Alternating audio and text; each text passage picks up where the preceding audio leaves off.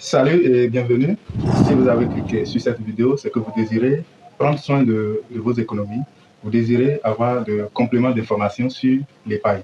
Eh bien, vous avez bien fait parce que justement, l'objectif de cette chaîne, c'est nous amener à améliorer nos finances.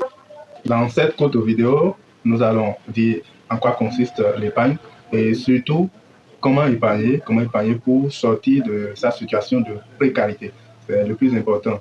Et nous verrons les différents moyens qui s'offrent à nous, et beaucoup plus pour ceux-là qui sont en Afrique, qui ont beaucoup de mal à épargner en vue d'investir plus tard. Nous verrons donc tout au long de cette vidéo ce qu'il faut faire, des différents moyens, des différentes astuces pour pouvoir épargner de façon efficace. Alors, si c'est votre première fois que vous me découvrez, l'objectif de cette chaîne, c'est de vous amener à améliorer vos finances tout en investissant, c'est-à-dire en multipliant vos sources de revenus pour un mieux-être.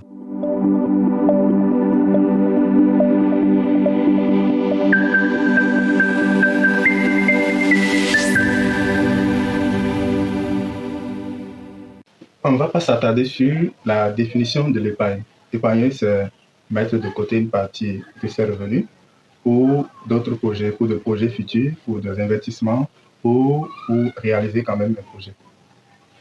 Si par exemple vous avez un revenu de, je suppose, 100 000 francs le mois, c'est décider de mettre 20% de votre revenu comme épargne. On l'a déjà abordé dans une précédente vidéo. En Afrique, nous avons plusieurs moyens d'épargner. Certains utilisent l'épargne à travers les tontines pour réaliser des projets à moyen terme. D'autres également épargnent en mettant de l'argent dans les réseaux GSM. Merci. La méthode traditionnelle pour épargner, eh bien, c'est mettre de l'argent dans un compte épargne à la banque.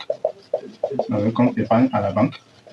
Mettre systématiquement une partie de votre revenu dans un compte épargne.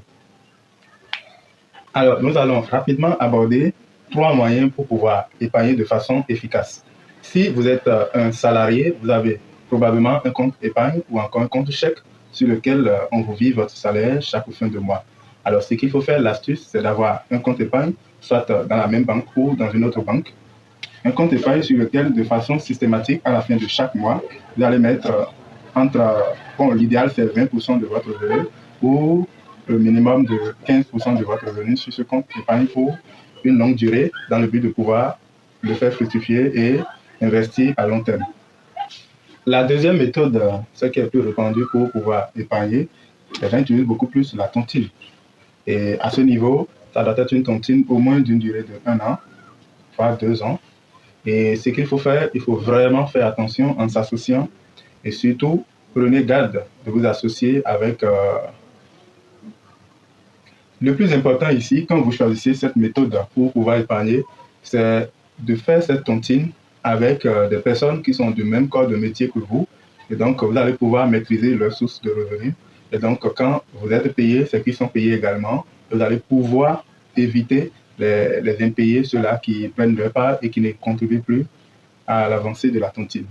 Et donc, c'est très, très, très important de s'associer avec des personnes qui appartiennent à votre cercle de métier dans ce que vous faites. Par exemple, si vous êtes fonctionnaire, c'est bien de s'associer avec des fonctionnaires pour faire une tontine, pour éviter les problèmes. Et surtout, ici, il faut faire très attention pour également choisir les personnes de bonne moralité. C'est important. Si, par hasard, vous ne vous retrouvez pas dans ces deux méthodes, c'est-à-dire utiliser un compte épargne ou passer par la tontine, il y a une méthode qui, sans doute, vous aidera beaucoup. Si vous avez du mal à utiliser l'une ou l'autre des deux méthodes précédentes, vous pouvez choisir la troisième méthode qui pourra vous aider énormément, puisque actuellement, presque partout en Afrique, nous utilisons nos SIM GSM pour pouvoir faire des transactions financières, ce que nous appelons couramment mobile money. Alors l'astuce ici, c'est se procurer une autre SIM qui ne va pas rester dans un téléphone, mais sur laquelle vous allez régulièrement mettre de l'argent. C'est-à-dire dès que vous recevez un dépôt, dès que je suppose on vous envoie de l'argent et que cet argent est destiné à l'épargne, dès que vous prenez votre salaire, vous prenez les 15 ou 20% que vous envoyez directement sur cette SIM, bien enregistré évidemment en votre nom. Alors, nous sommes au thème de cette vidéo sur l'épargne. Mon conseil pour vous, commencez dès aujourd'hui à épargner si vous ne le faites pas. Si vous avez l'habitude d'épargner, continuez, augmentez votre pourcentage, passez peut-être de 15 à 20%.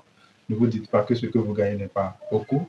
Si vous ne pouvez pas épargner en gagnant 100 000 francs, même quand vous allez gagner 1 000 francs, vous n'allez pas pouvoir épargner. C'est important de commencer très tôt afin de pouvoir s'habituer et comme cela, l'épargne servira plus tard à l'investissement. On l'a dit déjà dans une vidéo précédente. Alors, la question que je m'en vais vous poser, et n'hésitez pas à aller au niveau des commentaires pour répondre, quelle est l'astuce que vous utilisez pour épargner de façon efficace? Partagez avec la communauté, ça aidera tout le monde. Sur ce, ciao ciao, n'oubliez pas, abonnez-vous.